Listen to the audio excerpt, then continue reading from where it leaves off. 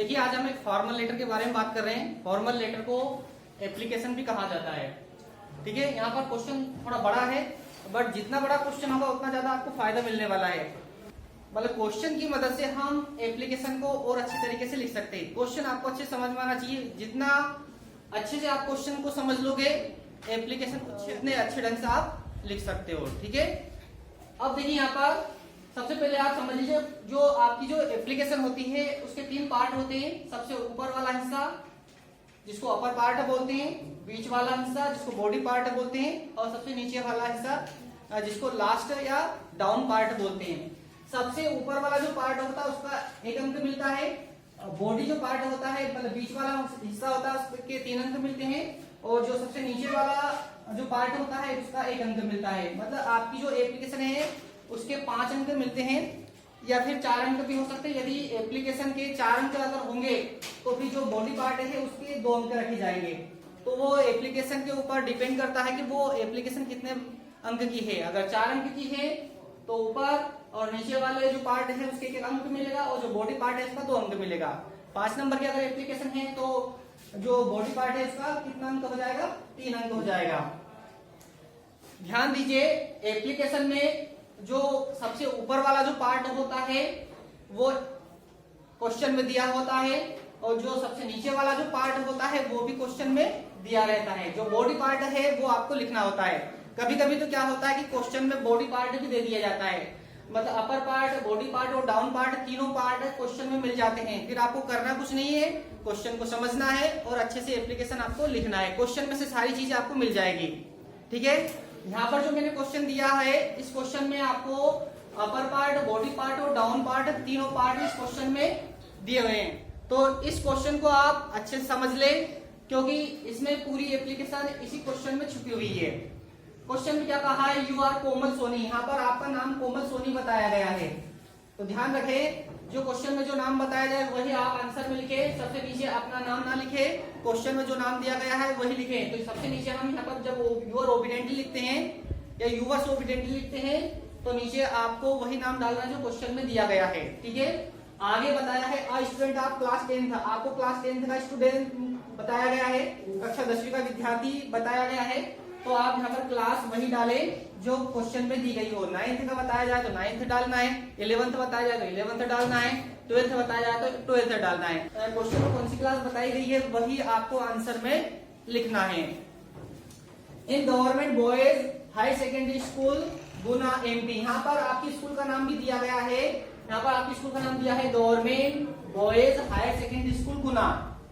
तो यहाँ पर जो आप स्कूल का नाम डालो वो नाम भी क्वेश्चन वाला ही होना चाहिए। आप कौन सी स्कूल में पढ़ते हो ये डिपेंड नहीं करता है। आप किस स्कूल में पढ़ते हो उस स्कूल का नाम आपको बिल्कुल भी डालकर नहीं आना है। कौन सा नाम डालकर आएंगे आप? जो क्वेश्चन में दिया हो। तो यहाँ पर क्वेश्चन में government boys high secondary school Guna दिया हुआ है, इसलिए हमने यहाँ पर लिखा है government boys high secondary school Guna. जो डिस्ट्रिक्ट का नाम है वो नीचे की लाइन में लिखना है। Write an application to the principal. यहाँ पर प्रिंसिपल के नाम एप्लीकेशन लिखने के लिए कहा गया है। ध्यान दीजिए, जिसके नाम एप्लीकेशन लिखने के लिए कहा जाए वही नाम डालना है। यदि यहाँ पर क्लास टीचर लिखा होता है तो हम यहाँ पर क्लास टीचर लिखेंगे, to the class teacher. Principal लिखा है तो प्रिंसिपल लिखेंगे। ठीक है, तो यहाँ पर जिसके नाम एप्लीकेशन लिखने के लिए कहा है टू द प्रिंसिपल, प्रिंसिपल के नाम एप्लीकेशन लिखने के लिए कहा गया है। आप यूर स्कूल, आपकी स्कूल, आपकी स्कूल का नाम क्या है? यहाँ पर लिखा है आपकी स्कूल का नाम government boys high secondary school Guna MP। आगे कहा है रिक्वेस्टिंग हिम, इसमें रिक्वेस्ट करने के लिए कहा है फॉर 3 डेज। 3 डेज मतलब 3 दिन की लीव, मतलब आपको छुट्टी चाहिए, 3 दिन की छुट्टी चाहिए। किस विषय में छुट्टी चाहिए? यहाँ पर आगे कारण दिया है ऑन अकाउंट। अकाउंट का मतलब कारण होता है आप यूर इलनेस, इलनेस का मतलब होता है बीमारी। ठीक है, यहाँ पर इलनेस बताया गया है, बीमारी के लिए आपको छुट्टी लेना है, इसलिए एप्लीकेशन लिखने के लिए कहा है। यहाँ पर इलनेस आ सकता है, सिक आ सकता है, सिक का मतलब होता है बीमार, है ना। एंड डॉक्टर हेज एडवाइज, और डॉक्टर ने एडवाइस दी है, आपको सलाह दी है, टेक रेस्ट, आराम करने के लिए आपको आराम करने की सलाह दी। किसने दी है? डॉक्टर ने। कितने दिन के लिए दी है? फॉर 3 डेज, 3 दिन के लिए, है ना। तो देखिए यहाँ पर बॉडी पार्ट भी दिया हुआ है, आपका इसमें रीजन दिया हुआ है, कारण दिया है कि आप बीमार हो, बीमारी के लिए आपको 3 दिन की छुट्टी चाहिए। कारण भी इसमें बताया गया है कि डॉक्टर ने आपको एडवाइस दी है रेस्ट करने के लिए, आराम करने के लिए। तो देखिए इस क्वेश्चन में बॉडी पार्ट भी दिया हुआ है। अब आपको समझना है कि इसको लिखना कैसे है। यदि आपने पहले एप्लीकेशन लिखी होगी तो आप इस क्वेश्चन से आसानी से पूरी एप्लीकेशन को तैयार कर सकते हो। तो सबसे पहले हमें क्या करना है, 2 से लगाकर लास्ट तक आपका जो नाम है वो पूरी की पूरी लाइन, मतलब सभी लाइन आपको इक्वल रखना है, सामने से बराबर रखना है, आगे पीछे नहीं लिखना है ना। एप्लीकेशन लिखने के और भी दूसरे तरीके हो सकते हैं, बट हम ये इजी तरीका बता रहे हैं। तो यहाँ से शुरू करना है और यहाँ तक एवरी लाइन आपको इक्वल करना है, मतलब बराबर रखना है सामने से, ठीक है। अब यहाँ पर क्या है कि जो अपर पार्ट होता है उसका एवरी वर्ड का फर्स्ट लेटर आपको हमेशा कैपिटल में ही लिखना है। जैसे 2 लिखा है यहाँ पर, तो टी आपने कैपिटल में, यहाँ पर टी कैपिटल में आना चाहिए। इसके बाद में नामा लगाना है। द प्रिंसिपल लिखा है अगर आपने, तो यहाँ पर द का पहला अक्षर टी कैपिटल में आना चाहिए, प्रिंसिपल का पी कैपिटल में आना चाहिए, गवर्नमेंट का जी, बॉयज का बी, और जो शॉर्ट फॉर्म है हाई सेकेंडरी वो भी कैपिटल में आनी चाहिए, स्कूल का एस, और जो डिस्ट्रिक्ट का नाम है गुना, उसका जो जी है वो पहला अक्षर कैपिटल में ही होना चाहिए। मतलब जो अपर पार्ट होता है उसका हर एक शब्द का पहला अक्षर आपको क्या लिखना है, कैपिटल में ही लिखना है। तो कैपिटल लेटर का आप विशेष ध्यान रखें। इसके बाद में हम यहाँ पर एक लाइन छोड़ेंगे और यहाँ से सब्जेक्ट लिखेंगे, और सब्जेक्ट के बाद में हमें यहाँ पर कारण बताना है कि किस विषय में आप एप्लीकेशन लिख रहे हो। एप्लीकेशन फॉर सिक लीव, किस विषय में लिख रहे हो आप एप्लीकेशन, सिक लीव मतलब बीमारी के विषय में आप यहाँ पर एप्लीकेशन लिख रहे हो, है ना। बीमारी की, बीमार होने के कारण आपको क्या चाहिए, छुट्टी चाहिए। तो यहाँ पर सिक लीव के स्थान पर आप इलनेस भी लिख सकते हो, यहाँ पर इलनेस लिखा हुआ है, ठीक है। तो उसका मतलब भी वही होता है, बीमारी, इलनेस। अब इसके बाद में आपको ये वाली लाइन यहीं पर स्टॉप कर देनी है, और फिर हम नेक्स्ट लाइन लिखेंगे सर। यहाँ पर आप मैडम भी लिख सकते हो, सर मैडम, है ना, या रेस्पेक्टेड सर भी लिख सकते हो, रेस्पेक्टेड मैडम भी लिख सकते हो।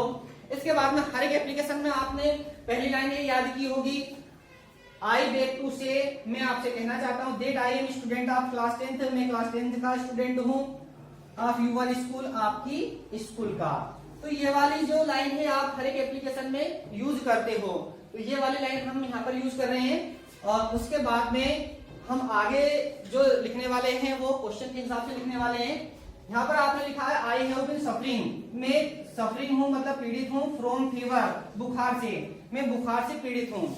अब किसी बीमारी का नाम दे दे, मलेरिया, है ना। ध्यान दीजिए, अगर क्वेश्चन में मलेरिया लिखा हुआ है, आपकी बीमारी का कारण मलेरिया बताया गया है, तो हम यहाँ पर फीवर ना लिखते हुए यहाँ पर मलेरिया लिख देंगे। और दूसरी बीमारी अगर बताई गई हो क्वेश्चन में, तो वो बीमारी का नाम आप यहाँ पर लिख सकते हो फीवर के स्थान पर। अगर कोई बीमारी का नाम नहीं दिया है तो आपको लिखने की जरूरत नहीं है, हम फीवर भी लिख सकते हैं, ठीक है। तो यहाँ पर आपको समझ में आ रहा है कि यहाँ पर आप बीमारी का कारण भी लिख सकते हो। यहाँ पर आपने लिखा I have been suffering from fever, मैं बुखार से पीड़ित हूँ, सिंस लास्ट नाइट, कब से हूँ, लास्ट नाइट मतलब पिछली रात से। यहाँ पर सिंस लास्ट नाइट के स्थान पर कोई डे भी डाल सकते हो, जैसे मंडे डाल सकते हो कि मैं मंडे से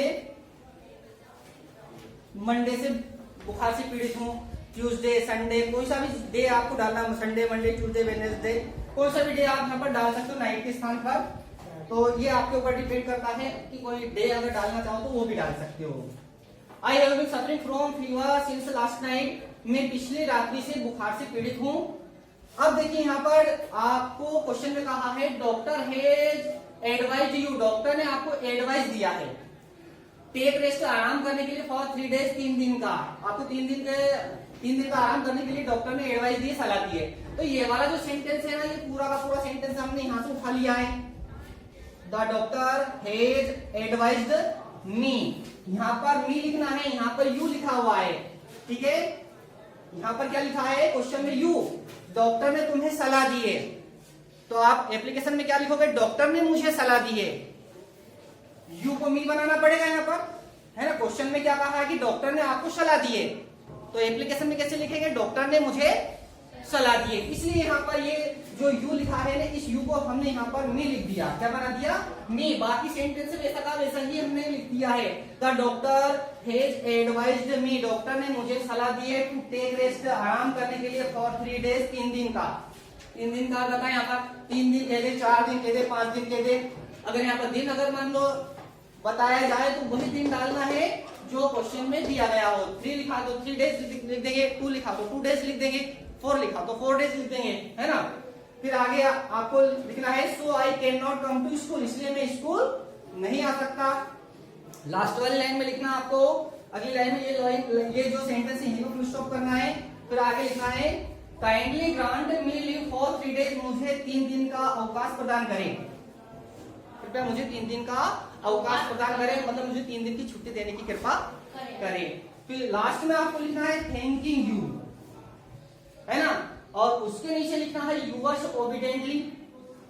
उसके नीचे आपको नाम लिखना है, कौन सा नाम लिखना है जो क्वेश्चन में दिया है। इसमें क्वेश्चन में कोमल सोनी दिया है, हम यहाँ पर आंसर में कोमल सोनी लिखेंगे। नीचे क्लास डालनी है, क्लास 10th बताई गई थी, इसलिए हमने यहाँ पर 10th बताई गई थी क्लास, इसलिए हमने यहाँ पर 10th लिखा। नीचे डेट डालनी है, ठीक है। तो इस तरीके से आपको इन छोटी छोटी चीजों का ध्यान रखना है ना। इन सभी चीजों का अगर आप ध्यान रखते हो तो आपका एक भी अंक नहीं कटने वाला है, ठीक है। तो पहले आपको क्वेश्चन को अच्छी तरह समझना है, क्वेश्चन में क्या कहा गया है। यदि हमें क्वेश्चन समझ में नहीं आता है तो हम एप्लीकेशन में मिस्टेक करने वाले हैं, तो इन छोटी छोटी गलतियों से आपको बचना है, ठीक है।